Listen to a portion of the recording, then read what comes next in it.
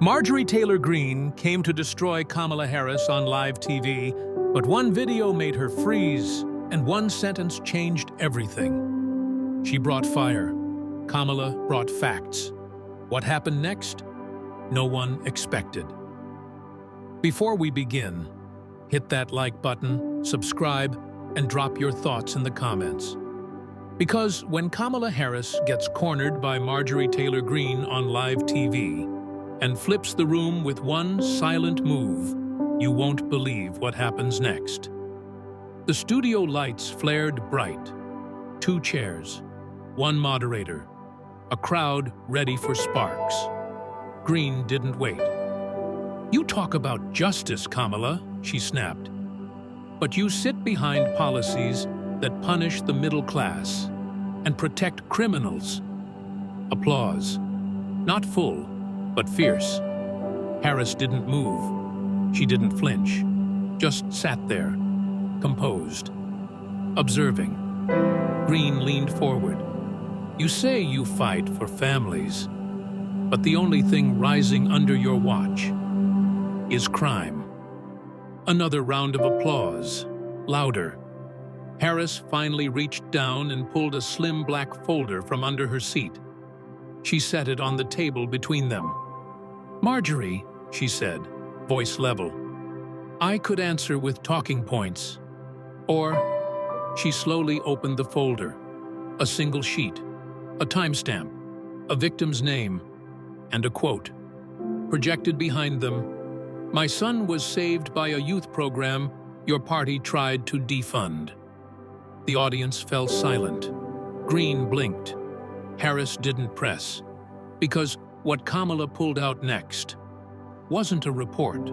It was a recording, and it would change everything. Harris gently tapped the remote on the table. The screen behind them lit up. A paused video. Title: East Oakland Youth Intervention Program Survivor Testimony.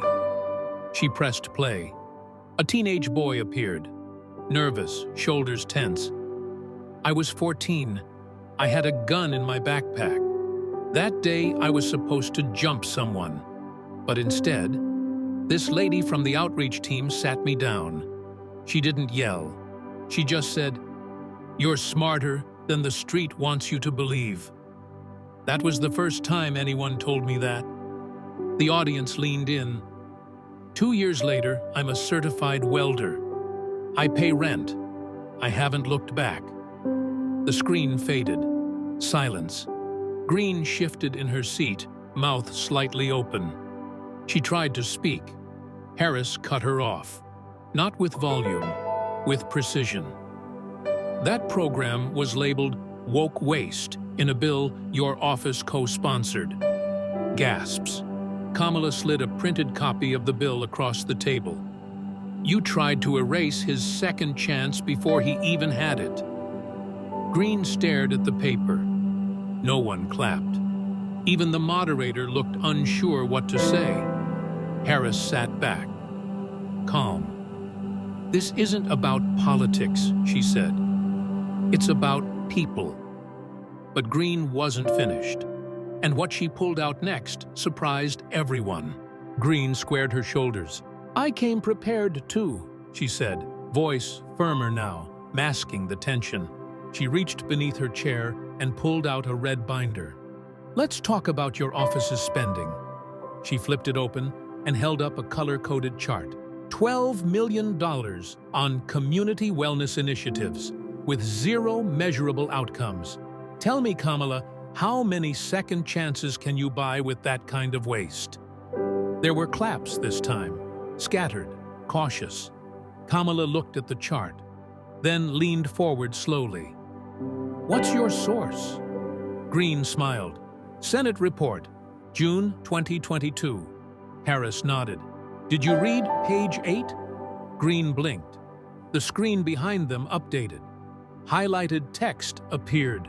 "Programs demonstrating high community engagement and reduced recidivism risk will be classified under discretionary wellness impact zones." Kamala slid forward a report with real-time data. "This is the follow-up audit. Youth crime in that district dropped 31% since the program began. The welding student you saw earlier, his brother enrolled last month. The audience murmured, louder this time, on Kamala's side. Greene froze. Her binder suddenly looked heavier. Kamala's tone softened. You don't have to fight the numbers, Marjorie. You can build with them. Greene stared down at her own report. But what she said next wasn't a rebuttal. It was the first sign of a crack in her stance. Greene looked at the binder in front of her, then at the crowd, then at Harris. She didn't flip another page. She didn't raise her voice. My nephew, she said suddenly, was arrested last year. Small town, first-time offense. The room quieted. He got community service through a similar outreach program. It kept him out of prison. It kept my sister from breaking. No one moved. Greene blinked fast, fighting the vulnerability creeping into her tone. I didn't know your numbers were tied to people like him. Kamala nodded slowly. They are. They always have been. Greene straightened her notes, then paused. I came here to dismantle your agenda. A beat. But maybe I need to understand it first. Gasps. Not from Harris, from the crowd. Kamala tilted her head, surprised but gracious. I'm listening, she said. Greene picked up a pen and circled something in her own binder. Would you walk me through the impact model? The real one, not the headline version. The screen behind them flickered off. The studio went still. 2 women. 1 shift. No slogan. Just silence.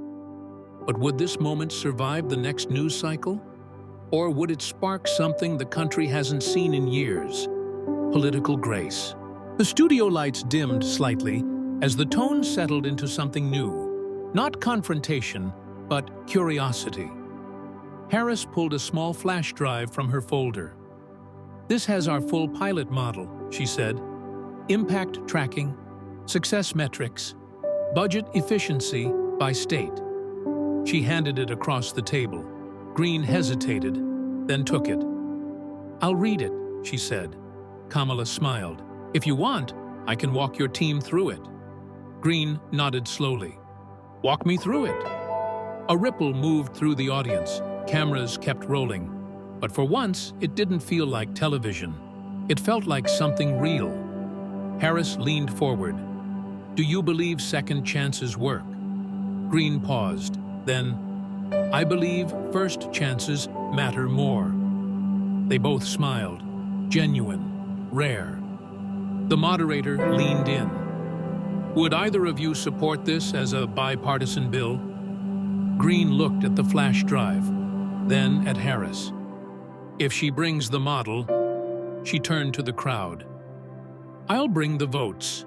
A roar of applause. Not staged, not political, just human. Kamala nodded with quiet conviction. And we'll bring back something this country forgot. How to disagree and still build something together. But would this moment survive outside the studio, or would it fade the second the cameras stopped? 2 months later, the Second Chance Access Act passed with 92 votes in the Senate. It was co-sponsored by 2 names no one expected to see together, Kamala Harris and Marjorie Taylor Greene. The rollout was simple. No rally, no spin. Just 2 lawmakers standing in front of a community center, smiling, shoulders squared, united. Kamala spoke first. This bill isn't about left or right. It's about looking someone in the eye and saying, you matter more than the narrative. Then Greene, truth isn't fragile, she said. It's just buried under too much yelling. We dug it out. The audience was a mix of volunteers, social workers, students, and one person who stood in the back, holding a sign. I didn't believe either of you. Now I believe in both of you.